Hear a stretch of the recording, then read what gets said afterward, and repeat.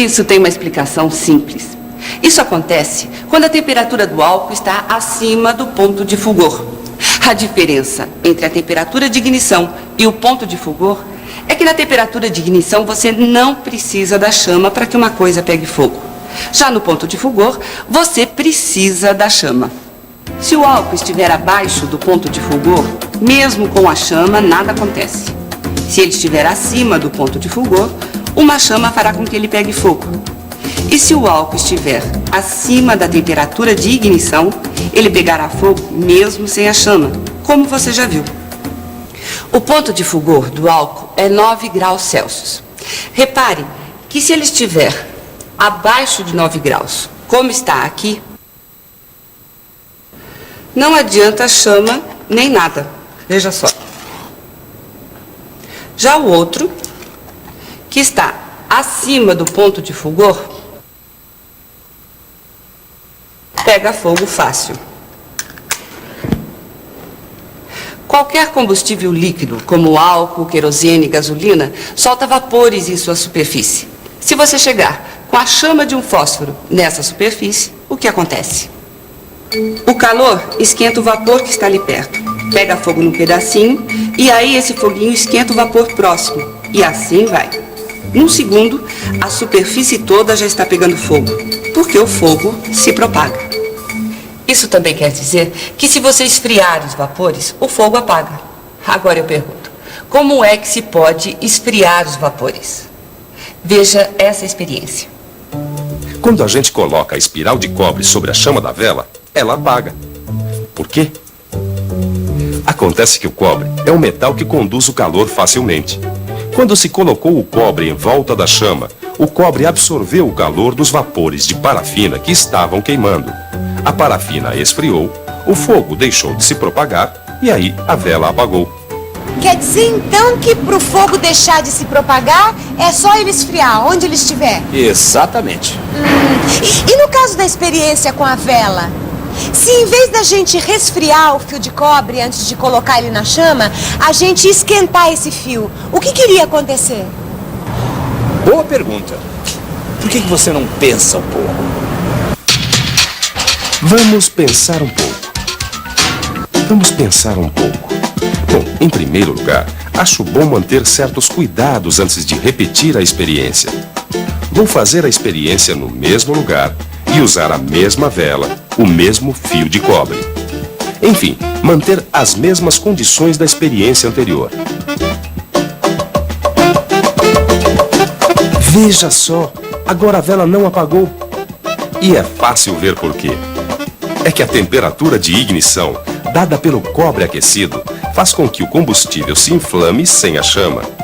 E esta temperatura de ignição é mais alta do que o ponto de fulgor. É isso. Na prática, num incêndio, por exemplo, como é que a gente faz para fazer com que as chamas não se propaguem mais? Bom, na verdade existem duas formas de se evitar que uma substância se queime quando ela já ultrapassou a temperatura de ignição ou ponto de fulgor. Uma delas é diluindo o oxigênio do ar. E como?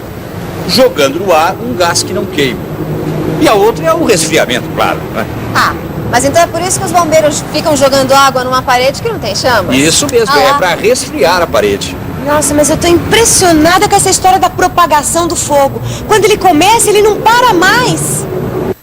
Dê uma olhada neste capim seco. Ele é um combustível perfeito.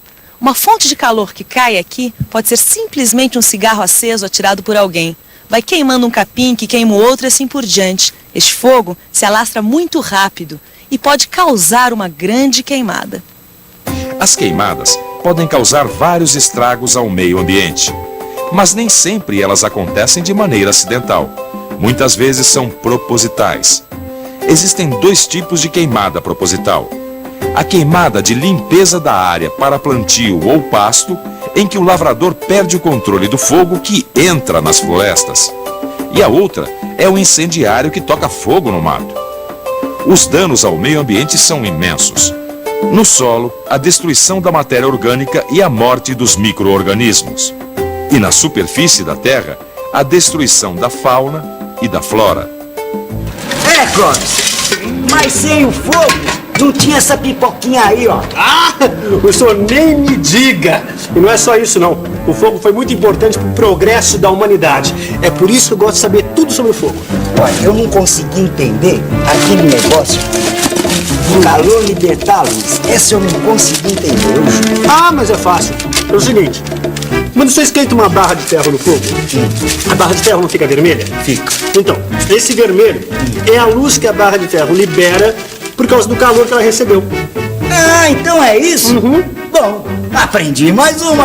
Olha aí a sua pipoquinha. Opa, obrigado. Servido uma pipoquinha aí? Mas antes da pipoca, vamos pra revisão. E atenção, se liga aí que é hora da revisão.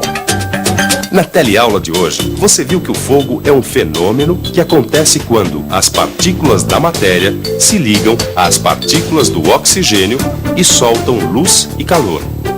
Aprendeu que cada substância pega fogo numa temperatura diferente e que um combustível não precisa de chama para começar a incendiar. Basta que ele esteja na sua temperatura de ignição. Conheceu também o ponto de fulgor, que é uma temperatura mais baixa que a temperatura de ignição. Quando o combustível está no ponto de fulgor, é necessário uma chama para acendê-lo. E também viu que os incêndios podem representar grande perigo, não apenas nas cidades, como em grandes descampados e florestas. E agora aproveite que sua cabeça está aquecida com o calor e a luz de todas essas informações e vá fundo no seu livro.